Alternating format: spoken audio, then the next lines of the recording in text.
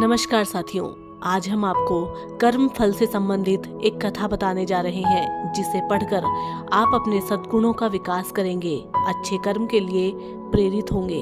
एक समय की बात है, देव ऋषि नारद विष्णु लोक जा रहे थे। रास्ते में उनको 2 तालाब मिले।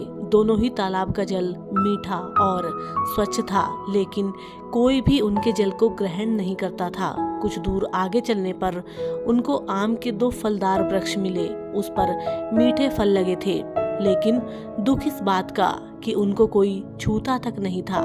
नारद जी बड़े सोच में पड़ गए।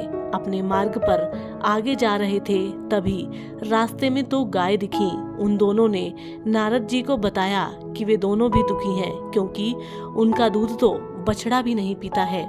यह सभी बातें सोचते हुए नारद जी विष्णु जी के पास पहुंचे और तालाब, पेड़ एवं गायों के दुख के बारे में बताया। इस पर श्री हरि ने कहा कि यह तो उनके ही कर्मों का फल है। फिर भगवान विष्णु ने उन तीनों के पूर्व जन्म की बातें बताईं। उन्होंने कहा कि वे दोनों तालाब अपने पूर्व जन्म में 2 बहनें थीं।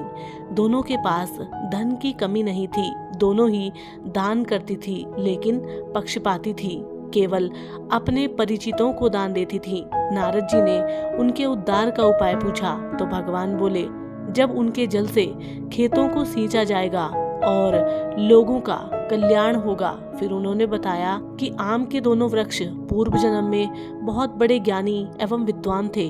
उनका दुर्गुण ये था कि वे दोनों स्वार्थी थे, अपना ज्ञान किसी को नहीं देना चाहते थे।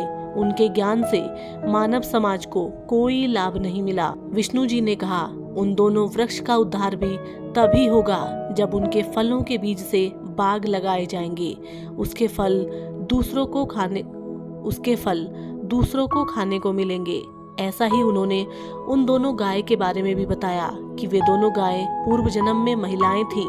वे केवल अपने पति और अपने बच्चों का ही ध्यान रखती थीं। वे दोनों संकीर्ण सोच की थी, उनमें छल कपट था। उन दोनों गायों का दूध जब निर्मल रोगी और गरीब बालकों को पीने के लिए मिलेगा तो उनका भी उद्धार हो जाएगा। ये बातें सुनने के बाद नारद जी उन तीनों के पास बारी बारी से गए और उनके उद्धार का उपाय बताया। फिर तीनों ने बताए अनुसार ही व्यवहार किया, जिसके बाद उनका उद्धार हो गया और उनका दुख दूर हो गया। मित्रों, धार्मिक ग्रंथों में यह कहा गया है कि जो जैसा सोचता है वैसा ही फल भोगता है। कर्म से ही भाग्य का निर्माण होता है। आप जैसा व्यवहार दूसरों के साथ करेंगे, आपको वैसा ही व्यवहार उस जन्म में या फिर अगले जन्म में अवश्य भोगना पड़ेगा। तो साथियों, हम उम्मीद करते हैं आज की ये ज्ञानवर्धक कहानी आपको पसंद आई होगी और इसी तरीके की और कहानियों के लिए आप हमारे चैनल से जुड़े रहें। हम आपसे मिलेंगे एक और पौराणिक कहानी के साथ। तब तक के लिए नमस्कार, जय हिंद।